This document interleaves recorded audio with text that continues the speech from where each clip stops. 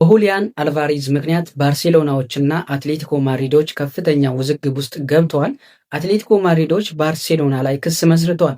ቅሬታቸውንም ለፊፋ አቅርበዋል። የክሳቸው መነሻ ደግሞ ሕግን ባልጠበቀ መልኩ ከተጫዋቹ ጋር በግል ድርድር አድርጓል የሚል ነው ማለት ነው። ባለፈው ሁሊያን አልቫሬዝ በግልጽ ባርሴሎናን መቀላቀል እንደሚፈልግ ግልጽ አድርጓል። ባርሴሎናም ተጫዋቹን ለማስፈረም 117 ሚሊዮን ፓውንድ አዘጋጅተዋል። ነገር ግን እንደሚታወቀው አትሌቲኮ ማድሪዶች ተጫዋቹን ለተቀናቃኝ ክለቦች መሸጥ አይፈልጉም። ይህንንም ተከትሎ የሁሊያን አልቫሬዝ የዝውውር ጉዳይ ልብ አንጠልጣይ ሆኗል። የተጫዋቹ መዳረሻ የት ይሆናል? በቀጣይ የምንመለከተው ነው የሚሆነው። አሰልጣኝ ጆሴ ሞሪኒዮ የአማካይ ስፍራቸውን ለማጠናከር የቼልሲውን የአማካይ ስፍራ ተጫዋች ኤንዞ ፈርናንዴስን ምርጫቸው አድርገዋል። ኤንዞ ፈርናንዴስም ሪያል ማድሪድን መቀላቀል እንደሚፈልግ ገልጿል። ቼልሲዎች ለተጫዋቹ 120 ሚሊዮን ፓውንድ የሚያቀርብ ማንኛውም ክለብ ተጫዋቹን የራሱ ማድረግ ይችላል ብለዋል። ማንቸስተር ሲቲዎች የቼልሲውን የተከላካይ ስፍራ ተጫዋች ማሎ ጉስቶን ለማስፈረም ከፍተኛ ፍላጎት ቢኖራቸው፣ ነገር ግን ቼልሲዎች የለጠፉበት የዝውውር ሂሳብ የማንቸስተር ሲቲን ፍላጎት እንዲቀንስ አድርጓል። ቼልሲዎች ለተጫዋቹ 75 ሚሊዮን ፓውንድ እንደሚፈልጉም ነው የተገለጸ። ቼልሲዎች ማርኮ ፓሌስትራን ለማስፈረም ከአታላንታ ጋር ከስምምነት ላይ ደርሷል። ተጫዋቹም ስታንፎርድ ብሪጅ ለመድረስ ከስምምነት ደርሷል።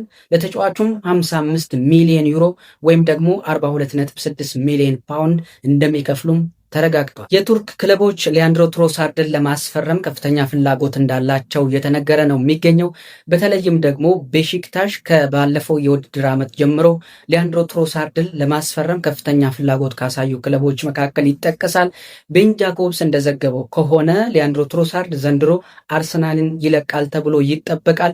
መዳረሻውም ምናልባትም የቱርክ ክለብ ሊሆን ይችላል ተብሏል። በተመሳሳይ ጋብሪኤል ማርቲኔሊም በዘንድሮ የዝውውር መስኮት አርሰናልን ይለቃል ተብሎ ይጠበቃል። የሳውዲ ክለቦችም ተጫዋቹን ለማስፈረም ፍላጎት አላቸው። በተለይም ደግሞ አልናስር ማርቲኔሊ ለማስፈረም ከባለፈው የውድድር ዓመት ጀምሮ ሲከታተለው እንደነበረ ይታወቃል። ለአርሰናልም ከፍተኛ የዝውውር ገንዘብ ለመክፈል እንደተዘጋጁ ነው እየተገለጸ የሚገኘው። ሪያል ማድሪዶች የአርሰናሉን የተከላካይ ስፍራ ተጫዋች ፔሮ ሂንካፔን ለማስፈረም ፍላጎት እንዳላቸው መረጃ ወጥቷል ማለት ነው። ሪያል ማድሪዶች ከዚህ በፊት ኢብራሂማ ኮናቴን፣ ማርክ ኩኩሬያን እንደዚሁም ደግሞ ዴንዜል ዱምፍሪስን ማስፈረማቸው ይታወቃል። አሁን ላይ ደግሞ የግራ የመሃል ተከላካይ ስፍራ ተጫዋች ለማስፈረም ፍላጎት አላቸው። ለዚህ ደግሞ ምርጫቸው ያደረጉት ፔሮ ሂንካፔ ነው። ፔሮ ሂንካፔ በባለፈው የውድድር ዓመት አርሰናልን በውሰት መቀላቀሉ ይታወሳል።